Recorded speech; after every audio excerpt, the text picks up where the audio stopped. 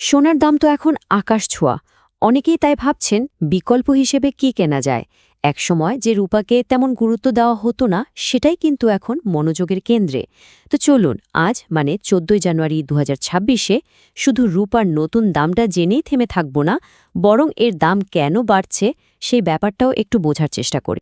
এই প্রশ্নটা কিন্তু এখন অনেকের মাথাতেই ঘুরছে। আচ্ছা, আপনি কি একজন স্মার্ট বিনিয়োগকারী নাকি পছন্দের গয়না বানানোর কথা ভাবছেন? যেই হন না কেন, আজকের এই আলোচনাটা আপনাকে বাজারের হালচাল বুঝতে দারুণভাবে সাহায্য করবে। চলুন তাহলে শুরু করা যাক। তো সবার আগে দেখা যাক খবরটা আসছে কোথা থেকে। বাংলাদেশের রূপার দাম ঠিক করে বাংলাদেশ জুয়েলার্স অ্যাসোসিয়েশন, মানে বাজুস।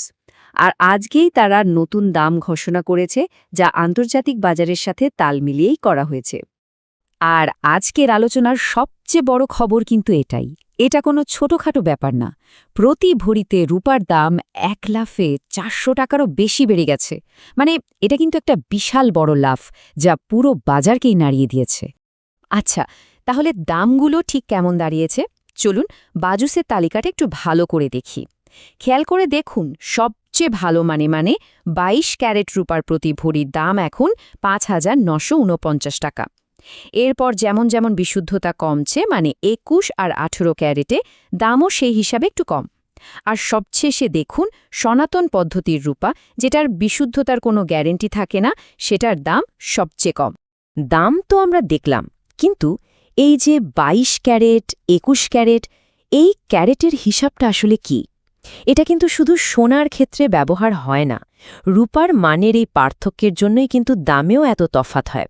চলুন ব্যাপারটা সহজ করে বুঝে নেওয়া যাক। দেখুন, যখন আমরা ২২ ক্যারেট রূপা বলছি, তার মানে হল এতে ৯১.৬% খাঁটি রূপা। এর দারুণ চমক আর মজবুত কাঠামোর জন্যই কিন্তু আধুনিক গয়নার ডিজাইনারদের কাছে এটা এত জনপ্রিয়। এরপর আসে ২১ আর ১৮ ক্যারেট। এই দুটো ক্ষেত্রেই খাঁটি রূপার সাথে অন্য ধাতু, যেমন তামা, মেশানো হয়। কেন? কারণ রূপা তো বেশ নরম ধাতু, তাই না? এই মিশ্রণটা রূপাকে আরও টেকসই আর মজবুত করে তোলে।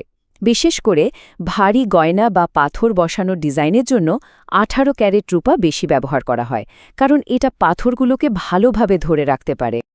আর সবশেষে যেটার কথা বলবো সেটা হলো সনাতন পদ্ধতির রূপা। এটা আসলে পুরনো বা রিসাইকেল করা রূপা, যার বিশুদ্ধতার কোনো নির্দিষ্ট মাপকাঠি নেই। আর ঠিক এই কারণেই এর দামটা অন্যগুলোর চেয়ে বেশ কম হয়। বেশ, ধরা যাক রূপা কেনার জন্য মনস্থির করা হয়ে গেছে।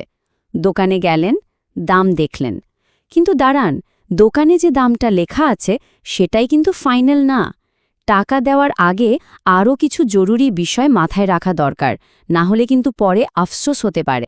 তাহলে ফাইনাল খরচটা কিভাবে হিসাব করতে হবে? খুব সহজ, মাত্র ৩টে ধাপ। প্রথমত, বাজুসের দেওয়া দামের ওপর ৫% সরকারি ভ্যাট যোগ হবে। দ্বিতীয়ত, গয়নার ডিজাইনের উপর ভিত্তি করে কমপক্ষে ৬% মজুরি বা বানানোর খরচ যুক্ত হবে। আর সবশেষে, যেটা সবচেয়ে জরুরি, কেনার সময় অবশ্যই হলমার্ক চিহ্ন দেখে কিনবেন। এই ছোট চিহ্নটাই হলো গ্যারেন্টি যে আপনি সঠিক মানের রূপা কিনছেন। আজকের পুরো আলোচনার পর আসল প্রশ্ন কিন্তু একটাই থেকে যাচ্ছে। রূপার দামে এই যে বড় একটা লাফ দেখলাম, এটা কি একটা নতুন ট্রেন্ডের শুরু? ভবিষ্যতে কি দাম আরও বাড়তে থাকবে? সত্যি বলতে উত্তরটা তো সময় বলে দেবে। তবে একটা বিষয় পরিষ্কার, মূল্যবান ধাতুর বাজার সব সময়ের মতোই আনপ্রেডিক্টেবল।